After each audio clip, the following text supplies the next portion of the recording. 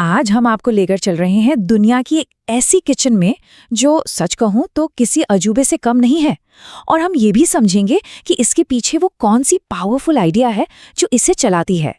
जरा इस नंबर के बारे में सोचिए, 1 लाख। जी हाँ, ये कोई सालाना आंकड़ा नहीं है। अमृतसर के स्वर्ण मंदिर में हर रोज करीब करीब इतने लोगों को खाना खिलाया जाता है। और बात किसी खास दिन की या किसी त्योहार की नहीं हो रही है, ये हर एक दिन होता है, हर रोज मुफ्त में गर्मा गर्म खाना। और शायद यही इस पूरी कहानी का सबसे बड़ा अजूबा है। तो इतने लोगों के लिए खाना बनता कैसे है? जरा इन आंकड़ों पर एक नजर डालिए। 7,000 किलो गेहूं का आटा, 1,300 किलो दाल, 1,200 किलो चावल और 500 किलो घी। ये तो रोज का हिसाब है। मतलब ये किसी बड़ी सेना को खिलाने जैसा है ना? पर फर्क ये है कि यहाँ सब कुछ दान और निस्वार्थ सेवा से चलता है। और ये सारा काम मुमकिन होता है सैकड़ों वॉलंटियर्स की वजह से, जिन्हें सेवादार कहते हैं। वो अपनी मर्जी से, अपनी खुशी से यहाँ आते हैं और सबको एक जैसा सादा लेकिन बहुत पौष्टिक खाना परोसा जाता है। ये खाना सिर्फ पेट नहीं भरता, ये विनम्रता और पोषण दोनों का प्रतीक है। तो सवाल दिमाग में आता है ना कि भाई ये सब होता कैसे है इतने बड़े स्केल पर? और उससे भी बड़ा सवाल, आखिर ये सब किया क्यों जाता है? इसका जवाब एक शब्द में छिपा है, लंगर। अब देखिए, लंगर का मतलब सिर्फ मुफ्त खाना नहीं है, ये उससे कहीं ज्यादा बड़ी चीज है। ये बराबरी का, इक्वालिटी का एक बहुत ही पावरफुल मैसेज है।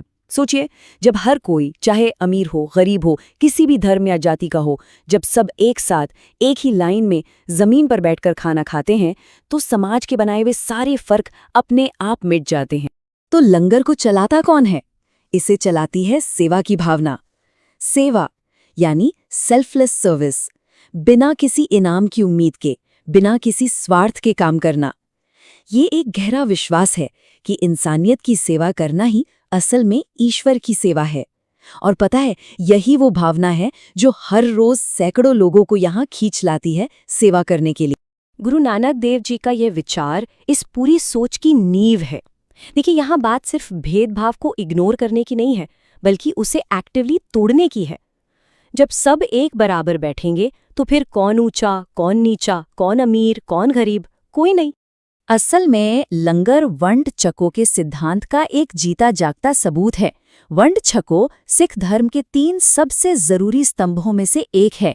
नाम जपो, किरत करो और वंड छको।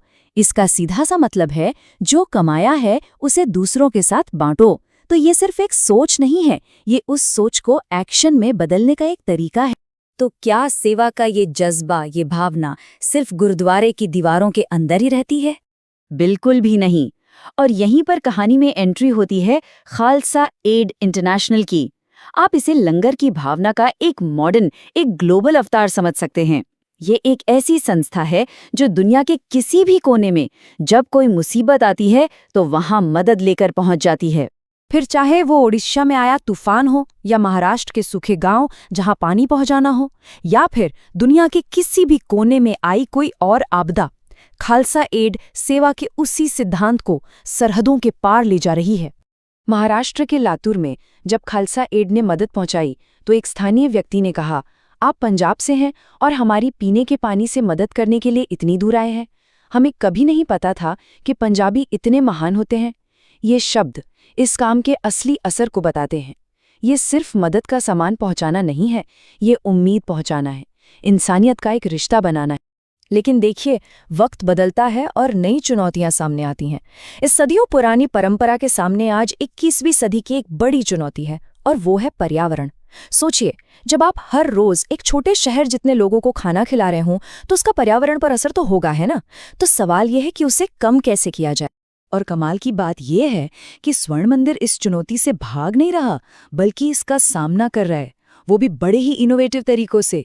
यहाँ सिर्फ प्रॉब्लम की बात नहीं होती, यहाँ सल्यूशन खोजे जा रहे हैं। ये एक बेहतरीन मिसाल है कि कैसे एक पुरानी परंपरा को आज की जिम्मेदारियों के साथ जोड़ा जा सकता है। क्या कर रहे हैं? हजारों लोगों का खाना पकाने के लिए सोलर एनर्जी का इस्तेमाल हो रहा है। डिस्पोजेबल प्लेटों को हटाकर स्टील के बर्तनों का इस्तेमाल हो रहा है। और तो और, सब्जियों के कचरे से बायोगैस बनाने की भी तैयारी है। ये सब दुनिया की सबसे बड़ी किचन को सस्टेनेबल यानी टिकाऊ बनाने की दिशा में उठाए गए बड़े कदम हैं। तो ये है सेवा की पूरी कहानी।